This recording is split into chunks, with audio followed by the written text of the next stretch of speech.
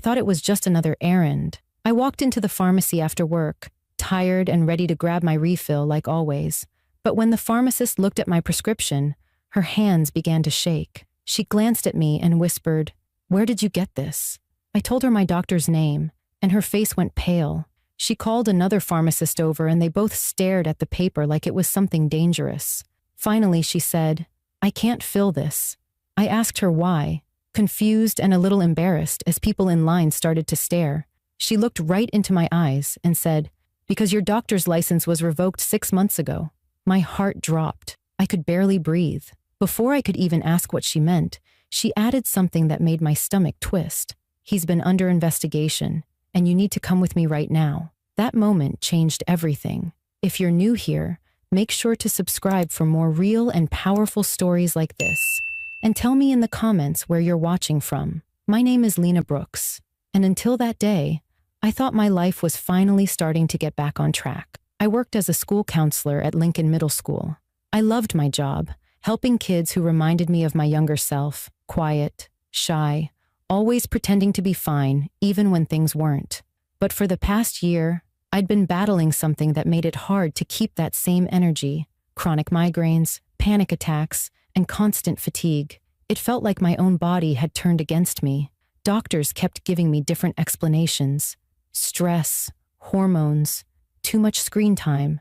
Nothing ever worked. I tried everything: new diets, vitamins, even meditation, but nothing stopped the pain. My mom, Elaine, kept worrying. She called every other night saying, "You can't keep living like this, Lena. You need a doctor who actually listens." Then one day, a coworker told me about a neurologist she swore by, Dr. Alan Keene. She said he was brilliant, that he'd helped her husband with severe nerve pain. At that point, I was desperate enough to try anything. From the first appointment, Dr. Keene seemed different. He was confident but gentle, with that calm voice doctors use when they want you to trust them.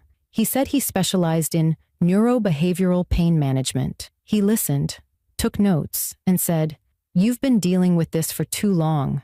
I think I can help." He prescribed a new medication, something he said was designed to target the brain's pain receptors. He told me it wasn't widely available yet, but promised it was safe. "You'll start feeling better in a week," he said, "and you'll finally sleep again."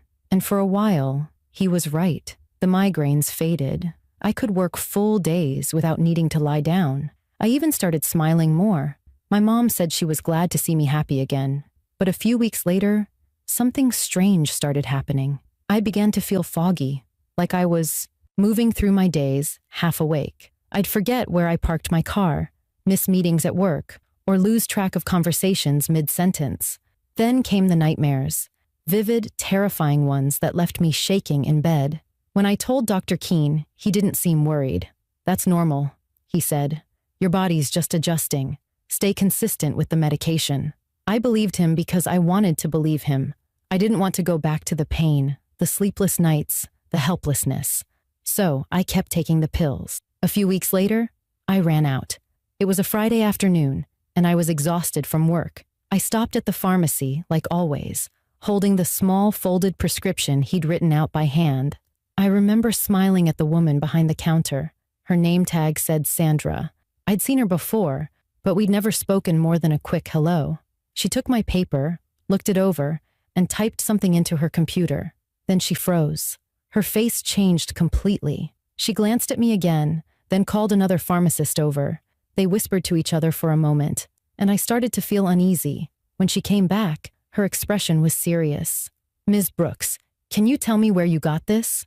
I pointed at the prescription. "My neurologist, Dr. Keene." "Why?" She stared at the paper, her fingers trembling slightly. "Ma'am, I need to check something," she said. Then she stepped away and made a phone call. I could hear her whispering to someone, her voice getting tighter. When she came back, her eyes were wide with concern. "Lena," she said quietly, "I can't fill this prescription. Your doctor's license was revoked 6 months ago." I felt the room tilt. "That's not possible," I said. "I just saw him last week." Sandra shook her head. "You need to sit down. There's more to this, and you need to hear it." At that moment, everything I thought I knew about my doctor and my health began to unravel. I could barely hear Sandra's words over the sound of my heartbeat. The pharmacy suddenly felt smaller, the hum of the refrigerators and soft background music turning distant and muffled. "What do you mean revoked?" I finally asked. My voice came out sharper than I meant it to. Sandra hesitated, then lowered her tone, glancing around to make sure no one else could hear. "Dr. Alan Keene's medical license was revoked 6 months ago," she said. "He's not legally allowed to practice anymore. He's under investigation for prescription fraud." Her words didn't make sense. I had just seen him the week before. His office was open, clean, professional. The receptionist greeted me by name. There was even a waiting room full of other patients. "There must be a mistake," I said, shaking my head. "I saw him. He gave me this prescription himself." Sandra sighed. "I've had 3 people come in this month with prescriptions from the same doctor, all with invalid registration numbers. His clinic isn't listed anymore. Whatever he's doing, it's not legitimate." I stood there frozen, gripping the counter. I wanted to argue, to tell her she was wrong, but the fear creeping into her voice told me she wasn't. She reached for the prescription again and carefully slid it back across the counter toward me. "Don't take any more of that medication until you know what it is," she said. "Please." Before I could respond, she picked up her phone again and said, "I'm going to report this, but you should also contact the authorities. If you have any of his pills left, keep them safe. They might need to test them." I nodded, numb. My body felt heavy as I stepped away from the counter. My hands were shaking, and the paper crumpled slightly in my grip. I left the pharmacy without saying another word, walked to my car, and sat there staring at the prescription. My mind raced through every appointment I'd had with Dr. Keene. The white coat, the soft music in his office, the way he'd talk about progressive medicine, and how traditional doctors didn't understand how the mind and body worked together. I remembered how calm his voice had been when he said he was retraining my brain to stop feeling pain. I had believed every word. When I got home, my mom was in the kitchen making soup. She turned around when she saw my face. "What happened?" she asked. I dropped the prescription on the counter. "They wouldn't fill it," I said quietly. "They said Dr. Keene's license was revoked." Her eyes widened. "What? That can't be right." That's what I said. But Sandra, the pharmacist, she showed me proof on her computer. He's under investigation for fraud. And she said there are other people like me.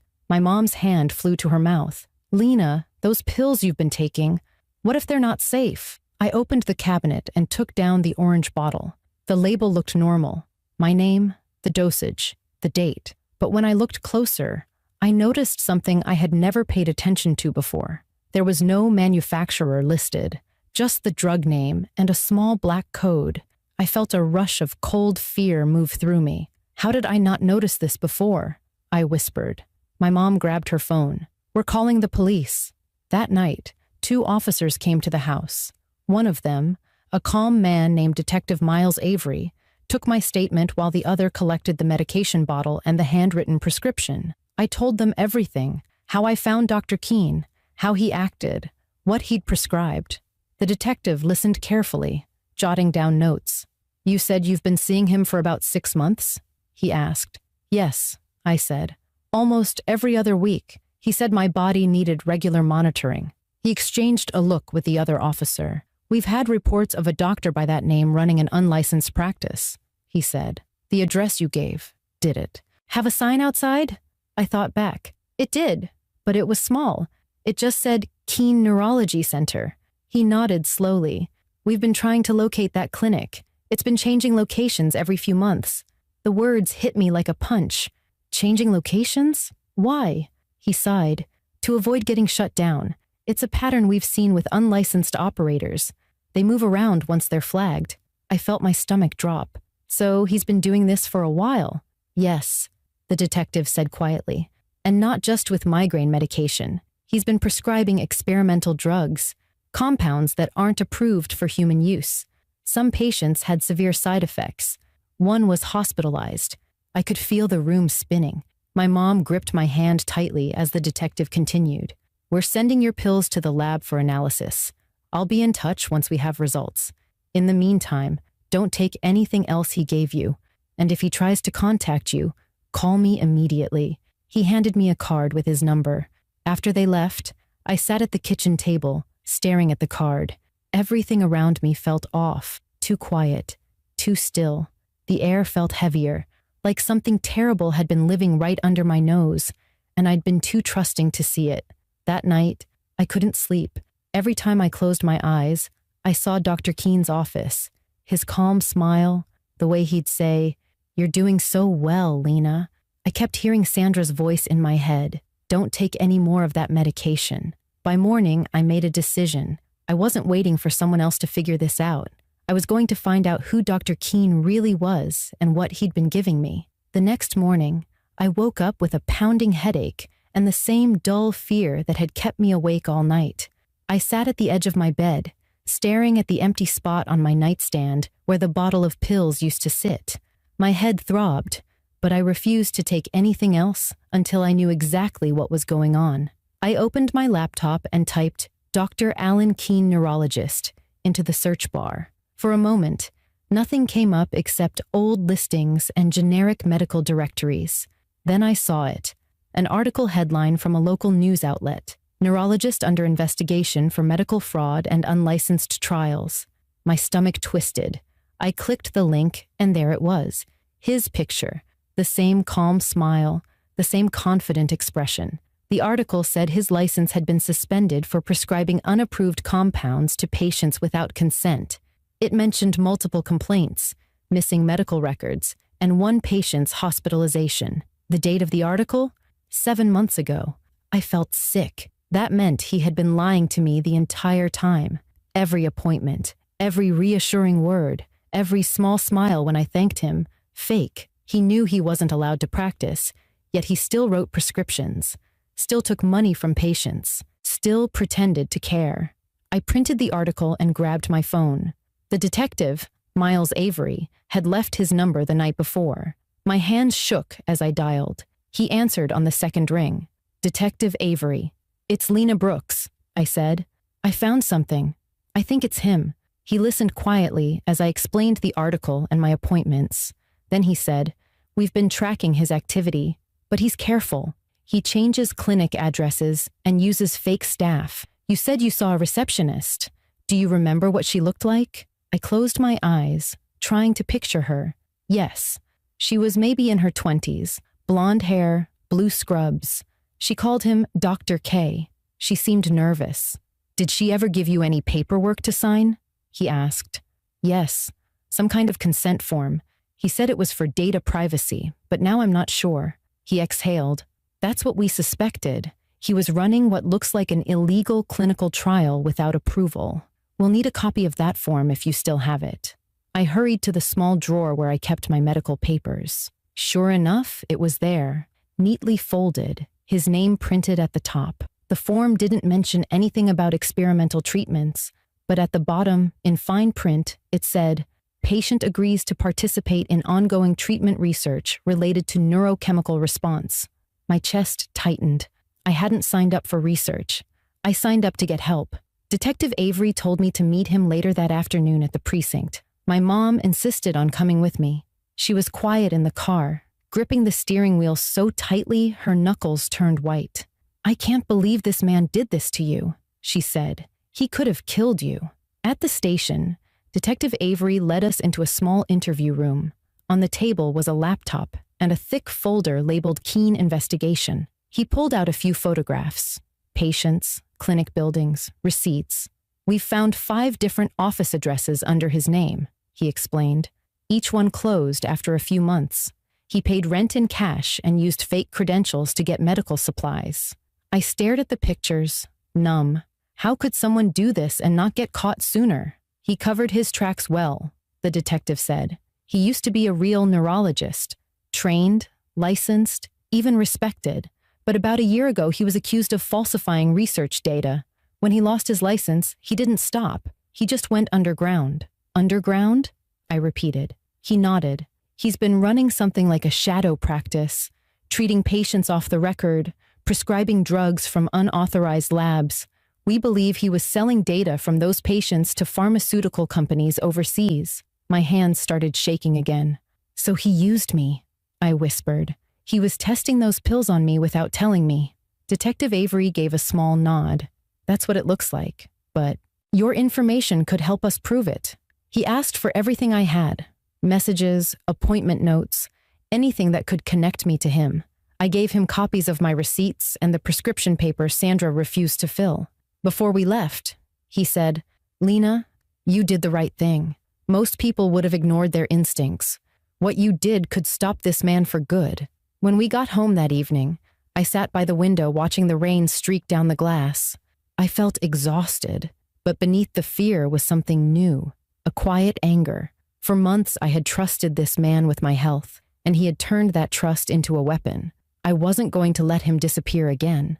The next morning, I went to the address listed on one of my old receipts, just to see for myself. The clinic sign was gone. The door was locked, the windows covered with paper. I peered through a crack and saw the empty waiting room. The furniture was still there, but the place looked abandoned, like someone had left in a hurry. On the counter, half hidden behind the blinds, I saw a cardboard box with bottles inside, small orange pill bottles, identical to mine. My pulse quickened. I took a photo through the glass and sent it to Detective Avery. His reply came minutes later. "Good work. Stay away from that location. We'll handle it." I closed my phone and finally exhaled. For the first time since this started, I didn't feel powerless. I was scared, yes, but I was also determined. Whatever Dr. Keene had been doing, it was about to end, and I was going to make sure of it. 2 days later, Detective Avery called me early in the morning. His voice was calm, but carried a sense of urgency. "Lena, we have a lead. We tracked Dr. Keene to a new address. It's a private residence he's been using as his operating base. We're organizing a team to bring him in." My heart started racing. It felt strange hearing his name again, like something poisonous that had been lurking beneath my skin. The detective asked if I'd be willing to come to the station later that afternoon to confirm some evidence. I agreed, though part of me wanted to back out. I wasn't sure if I was ready to face the man who had lied to me so easily. My mom insisted on driving me. She had barely let me out of her sight since the night the police first came. On the way there, she said quietly, "You're stronger than you think. You did what no one else had the courage to do." I tried to smile, but my stomach twisted with nerves. When we arrived, Detective Avery met us at the entrance and led us into a conference room filled with photos, papers, and evidence bags. On one of the screens was a live feed from a hidden camera pointed at the house where Keene was supposedly staying. My chest tightened when I saw him, wearing the same white coat I'd seen 100 times before, walking around his living room as if he were still running a clinic. "Is that him?" the detective asked. I nodded, slowly. "That's him." He turned to another officer. "All right, let's move." They began preparing for the arrest, checking equipment and reviewing the plan. I sat quietly, watching the feed. The longer I looked, the more surreal it felt. This man had seemed so normal, so professional, and now here he was, being surrounded by police officers. An hour later, the detective came back into the room, his expression serious but relieved. "We've got him." He didn't resist. My body felt lighter, but my heart was still pounding. I wasn't sure whether to cry or breathe. "What happens now?" I asked. "He's being questioned," Avery said. "We also found several boxes of unmarked medication inside the house, same labels as yours. He had patient files, including yours, stored digitally. He kept notes on dosage reactions and emotional responses." I felt sick. "He was testing us," I whispered. "Yes," the detective said. "He was running unauthorized drug trials. He called it a neurological empathy study, but it was just a cover for selling the compound formula to a foreign pharmaceutical lab. He was paying his bills through those deals." "Were people hurt?" I asked quietly. He nodded. "At least 4 patients have been hospitalized. One is in critical condition. You were lucky your pharmacist caught it early." Sandra. Hearing that reminded me I hadn't thanked her properly. She was the one who stopped this from going further. If she hadn't trusted her instincts, I might have kept taking those pills until it was too late. Later that week, I received a call from Detective Avery again. He said Dr. Keene had confessed during questioning. When they confronted him with the evidence, he admitted everything. How he'd been buying compounds from unregulated labs, mixing them himself, and handing them out under fake prescription names. He said he wanted to make a name for himself after losing his license. The idea of it made me furious. To him, we weren't people, we were experiments. A few days later, Avery invited me to attend a preliminary hearing. I wasn't required to go, but I needed closure. My mom came with me, holding my hand as we walked into the courthouse. Dr. Keene sat there in his suit, hands cuffed, his calm expression gone.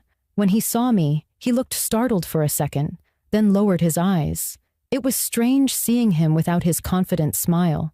When the judge read out the charges, fraud, medical negligence, and unauthorized human experimentation, I felt something inside me loosen. It wasn't joy, exactly. It was relief. For months, I had let this man control my health, my body, my peace of mind. Now he was the one being held accountable. After the hearing, Sandra showed up outside the courthouse. She walked up to me, her face kind but tired. "I'm so glad you're all right," she said. When I saw that prescription, something just didn't feel right. I couldn't let it go. I hugged her tightly. "You saved me," I said. "You really did." She smiled softly.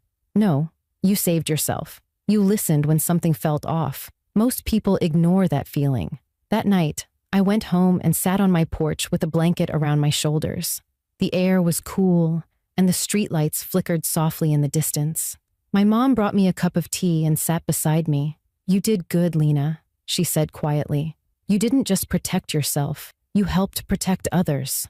I nodded slowly, watching the steam rise from my cup. For the first time in months, I felt calm. The fear had finally settled into something gentler, a kind of strength I didn't know I had. Before going inside, I opened my phone and scrolled through the photos I'd taken during the investigation, the prescription paper, the abandoned clinic, the article. Then I deleted them one by one, not because I wanted to forget, but because I was ready to move on. When I went to bed that night, I didn't take any pills. I didn't need to. For the first time in a long time, I slept without fear. The weeks after Dr. Keene's arrest passed in a strange blur. My days were quiet but heavy. There were still nights I woke up drenched in sweat, hearing his calm voice in my head saying, "You're doing great, Lena." It took time to stop associating his words with fear. Every appointment, every prescription, every moment I had trusted him, it replayed in my mind like a broken film reel. But now, instead of feeling helpless, I felt angry. Angry at what he did, but also determined to never let anyone have that kind of control over me again. Detective Avery called a few times with updates. He said Keene's case had expanded.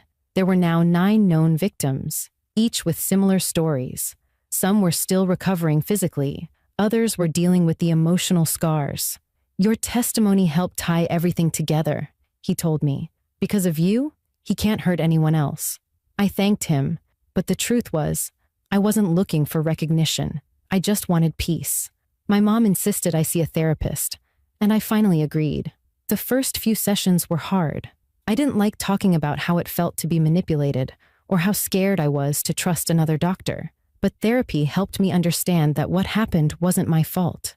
I had done what anyone would, trusted someone who appeared professional and kind. Healing wasn't quick, but slowly, I started to feel like myself again. 3 months later, I went back to work at the middle school. The first day was rough. I could tell my coworkers were cautious, not sure how to talk to me. But when one of my students, a quiet 8th grader named Jordan, came to my office crying about his parents' divorce, something clicked inside me. Listening to him, offering comfort, I realized helping others was what had always grounded me. I wasn't broken. I had just been tested. One afternoon after work, I stopped by the pharmacy. Sandra was behind the counter, as always, sorting bottles and chatting with a customer. When she saw me, her eyes lit up. "Lena, I was just thinking about you. How are you doing?" I smiled, genuinely this time. "Better," I said. "Much better. I wanted to thank you again." She came around the counter and gave me a warm hug. "You don't have to thank me," she said. "You listened when I told you something was wrong. Most people wouldn't have. You saved yourself." I shook my head. "You noticed something I couldn't. You didn't ignore your gut, and you didn't brush me off. That made all the difference." Sandra smiled. That's what we're supposed to do, but it means a lot to hear you say that. Before leaving, I handed her a small card, a simple thank you note with a short message, for seeing what others didn't, for speaking when it mattered. She read it and smiled through watery eyes. "You're stronger than you know, Lena," she said softly. Walking out of that pharmacy felt symbolic, like closing the final chapter of a long, painful story. The air outside was cool, and for the first time in months, I didn't feel weighed down by fear. I felt free. A few weeks later, I attended the sentencing hearing. Keene sat in the same courtroom, his hands cuffed, his expression empty.